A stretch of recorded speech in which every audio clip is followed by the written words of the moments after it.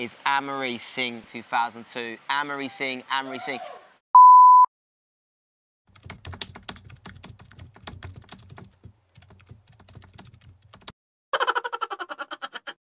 Fly away to the skies, shining bright like a shine, dreaming high like the stars, dancing through with the flowers.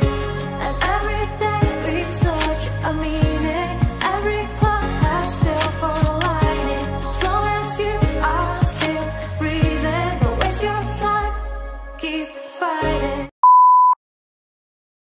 Hey, what's up? This is Arjun. Welcome back to my YouTube channel. It's another day, it's another fun of life, it's another vlog ng putayang araw na to. And for today's vlog is I'm something na mag-create naman ako ng blue vlog and wow, pangit ka. And for today's vlog is I'm going to react a video. And wow, I'm really pressure about this video because he is a Hollywood singer. Well, I don't know if it is a Hollywood singer or international singer na lang. And she is from UK and wow, I'm really interesting to her song, kung paano niya dinadala yung music niya and wala lang, I really love sa kanyang angelic voice. Oh my god. And nasa si Bibi karon. Yan. So but before that, yun, and but before that, I would like to introduce to you who is the person to react. So she is Anne-Marie and I'm going to react to 2002.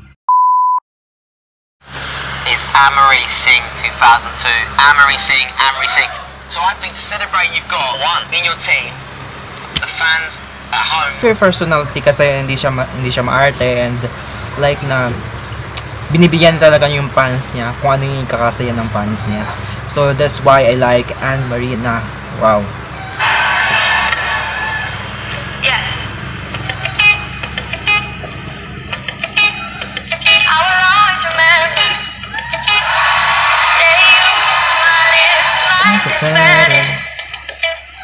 And it went just like this. No, it's never been better than the summer of 2002. So again.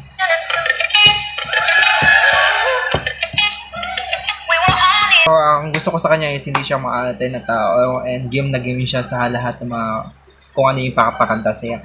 And by the way, ngayon ko lang siya na-notice na siya pala yung kumanta ng Rockabye. Yung Rockabye, baby, Rockabye. But don't worry, my boys, hindi ako singer. And grabe pala yung achievement ni Anne-Marie. So, let's continue. Now, I'm one of the idol of Anne-Marie and gusto kong palagi yung nakikinig sa music niya and I really wanted to know more about her because I think I found a new crush. So I like her so very much, the attitude, the voice. I like her sweet voice rather. So hindi siya nakakasawa yung boses niya and masarap siyang pakinggan and it's nice to listen her at night kapag natutulog ka and something na nagmumuni ka if ever na inisip mo si crush and yung voice niya talagang nararamdaman mo yung feeling ng kanta, so tusok na tusok. So I really like Anne-Marie. So that's my reaction video of Anne-Marie. So please subscribe for my YouTube channel for more notifications. So see ya. 1, 2, 3, funky.